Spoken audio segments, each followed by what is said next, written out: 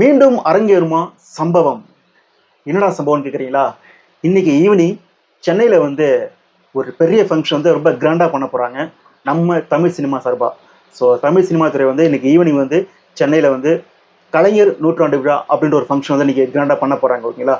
So இது வந்து மறைந்த முன்னாள் முதலமைச்சர் கருணாநிதி இருக்கார்ல, கலைஞர் கருணாநிதி. ஸோ அவர் வந்து சிறப்பிக்கும் விதையில் இன்னைக்கு வந்து தமிழ் சினிமா துறை சார்பாக வந்து பண்ண போகிறாங்க. ஸோ இந்த நிகழ்ச்சியில் வந்து ஒரு சம்பவம் அரங்கேறுமா அப்படின்ற கேள்வி வந்து எல்லாருக்குள்ளேயும் வந்திருக்குது. ஸோ இந்த நிகழ்ச்சிக்கு பார்த்தீங்கன்னா சீஃப் கெஸ்ட்டாக பார்த்தீங்கன்னா நம்மளுடைய முதலமைச்சர் வந்து மு.க.ஸ்டாலின் வராரு. ஸோ நிறைய பேர் வராங்க. ஆனால் எல்லாருடைய கேள்வி என்ன இருக்குன்னு கேட்டிங்கன்னா, எந்தெந்த நடிகர்கள் வராங்க, தமிழ் சினிமா சார்பாக நடத்துகிறாங்க. ஸோ இதுக்கு வந்து எந்தெந்த நடிகர்கள் வந்து அந்த ஃபங்க்ஷனுக்கு வராங்க, ஸோ அவங்க என்னென்ன பேசுவாங்க அப்படின்றத ஒரு பெரிய கேள்வியாக இருக்குது. முக்கியமாக பார்த்தீங்கன்னா நடிகர் அஜித் வருவாரா அப்படின்ற கேள்வி வந்து ஒரு பெரிய கொஸ்டின் மார்க் இருக்குது. அது என்ன ரீசன் உங்களுக்கு தெரியும், சில பேருக்கு தெரியாது. இந்த 2K கிட்ஸ்ல சில பேருக்கு தெரியாது.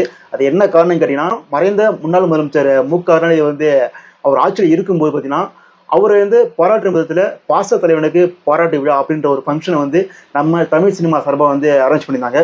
ஸோ அந்த ஃபங்க்ஷனுக்கு பார்த்தீங்கன்னா நடிகர்கள் வந்து ரஜினி, அப்புறம் வந்து அஜித், விஜய், சூர்யா எல்லாருமே வந்தாங்க. ஓகேங்களா?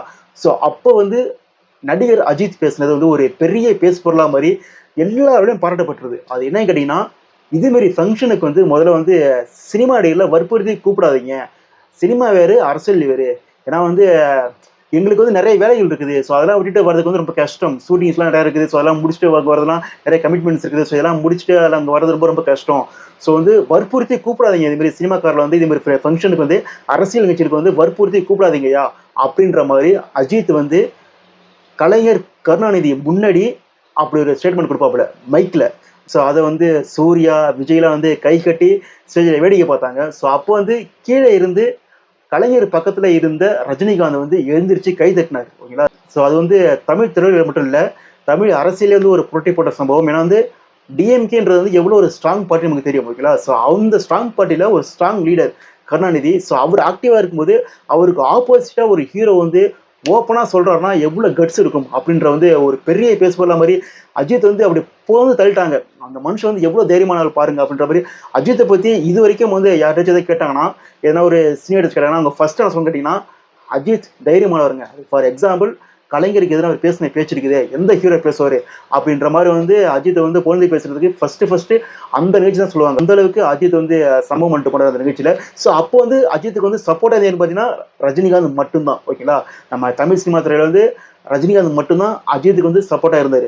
ஸோ அந்த நிகழ்ச்சி வந்து அப்போ நடந்து முடிஞ்சிச்சு. ஸோ அதே மாதிரி இப்போ வந்து இதே டிஎம்கே பீரியடில் நம்ம சினிமா துறை வந்து அதே கலைஞருக்காக வந்து ஒரு விழா எடுக்கிறாங்க. ஸோ இந்த ஃபங்க்ஷனில் அஜித் கலந்துப்பாரா, அப்படி கலந்துக்கிட்டால் அவர் என்ன பேசுவார் அப்படின்ற வந்து ஒரு பெரிய கேள்விக்குறியாக இருக்குது. ஓகேங்களா? ஆனால் நமக்கு கிடைச்ச தகவல் எப்படி பார்த்தீங்கன்னா அஜித் கலந்துக்கிறது 99% டவுட் தான். என்ன காரணம் கேட்டிங்கன்னா அஜித் வந்து துபாயிலேருந்து அஜர்பைஜானுக்கு கிளம்பி போயிட்டாரு. ஸோ அவர் வந்து விடாமுயற்சி ஷூட்டிங்க்கு வந்து அவர் வந்து அஜர்பைஜானுக்கு கிளம்பி போயிட்டாரு. ஸோ அவர் வந்து விடாமுயற்சி ஷூட்டிங் இருக்கிறதால நிச்சயம் வந்து அவருக்கு வரதுக்கான வாய்ப்பே கிடையாது. சொல்ல போனால் வந்து அவரே சொல்லிருப்பாரு, இப்போ ஷூட்டிங்கை வைங்க, இல்லைனா வந்து நமக்கு போகிற மாதிரி ஆகிடும், நம்ம பாட்டு என்ன சொல்லிடுவோம், அது பெரிய டாப்பிக்காக மாறிடும், நமக்கு வந்து இந்த அரசியலாம் தேவையில்லை அப்படின்ற மாதிரி அவரே சொல்லிருப்பாரு நினைக்கிற மாதிரி திரும்பிட்டு ஷூட்டிங்கை வையா அடுத்த நாள்லாச்சுன்ட்டு. ஸோ அதனால் வந்து ஷூட்டிங் வச்சுட்டாங்க. ஸோ வந்து அதனால் அஜித் வருது ஒரு மிகப்பெரிய டவுட் தான். ஸோ அதுக்கப்புறம் யார்?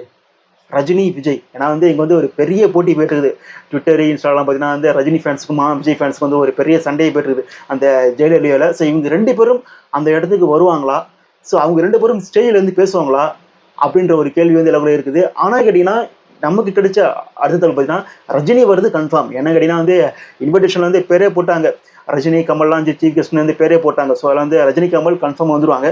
ஆனால் விஜய் பார்த்தீங்கன்னா அவரு அந்த ஃபங்க்ஷனுக்கு இன்னைக்கு வருவாரா மாட்டாரா அப்படின்ற ஒரு சின்ன டவுட்டாகவே இருக்குங்க. அது என்ன ரீசன் கேட்டிங்கன்னா அந்த இன்விடேஷனில் வந்து ரஜினி, கமல் பேர்லாம் போட்டுறாங்க, நம்ம பேர் போலின்ற மாதிரி ஒரு சின்ன வருத்தம் விஜய்க்கு இருக்கிறதா வந்து விஜய் தரப்பில் சொல்கிறாங்க. ஸோ அது மட்டும் இல்லாமல் அவருக்கு வந்து இந்த ஃபங்க்ஷனில் அட்டன் பண்ணுறதுக்குன்னு ஒரு ஒரு இது இல்லை, அவருக்கு வந்து ஒரு எப்படி சொல்ற தேவை இல்லைன்ற மாதிரி சொல்கிறாங்க. என்ன காரணம் கேட்டிங்கன்னா அவர் வந்து அரசியல் கட்சி வர போகிறாரு. ஸோ அவர் வந்து அரசியல் ஆரம்பிச்சுட்டு கட்சி ஆரம்பிக்கிற அளவுக்கு வந்துட்டார் அவர். ஸோ அப்படி இருக்கும்போது அவர் வந்து ஒரு டிஎம்கே வந்து பார்ட்டியை புகழ்ந்து பேசுகிற ஃபங்க்ஷனில் வந்து நின்றுக்கிட்டு அவர் டிஎம்கே வந்து புகழ்ந்து பேசுகிற அவசியம் தேவைப்படாது அப்படின்ற மாதிரி வந்து சொல்கிறாங்க. ஸோ அதனால் வந்து அவர் வந்து அஜித் மாதிரியே இந்த ஃபங்க்ஷனுக்கு அவரும் வரமாட்டார் அப்படி தான் தோணுது. ஸோ பார்த்தீங்கன்னா இன்னைக்கு ஈவினிங் பார்த்தீங்கன்னா அந்த ஃபங்க்ஷனில் ரஜினி, கமல் 2 பேரும் இருப்பாங்க. அப்புறம் சூர்யா நிச்சயம் இருப்பார். அது யாரும் ரீசன் உங்களுக்கே தெரியும். ஸோ அதுக்காக அவர் வந்திருக்காரே. முக்கியமாக ஃபாரின்லேருந்து வந்தவர் வந்து கேப்டன் நினைவிடத்தில் போயிட்டு அப்படியே கண்ணில் செஞ்சு வந்தார். ஸோ அது வந்து நடிப்பு நாயகன் நம்ம சூர்யா வந்து அவர் சொல்ல தேவையில்லை. ஸோ அவர் வந்து பார்த்தீங்கன்னா நாளைக்கு நிச்சயம் வர்றதுக்கு வாய்ப்புகள் அதிகம். ஓகேங்களா? ஸோ மற்றபடி மற்ற சீனியர் ஆர்டிஸ்ட் எல்லாமே வருவாங்க. ஆனால் நம்ம எதிர்பார்த்த யார்? அஜித், விஜய், ரஜினி. ஸோ இவங்க 3 பேரும் ஸ்டேஜில் இருப்பாங்க அப்படின்னு எதிர்பார்த்தோம். ஸோ அதுக்கான வாய்ப்பு வந்து 90% கிடையாது. அப்படி ஏதாவது வந்து ஒரு அதிசயம் அற்புதம் இருந்துச்சுன்னா ரஜினி, விஜய் நிச்சயம் வருவாங்க.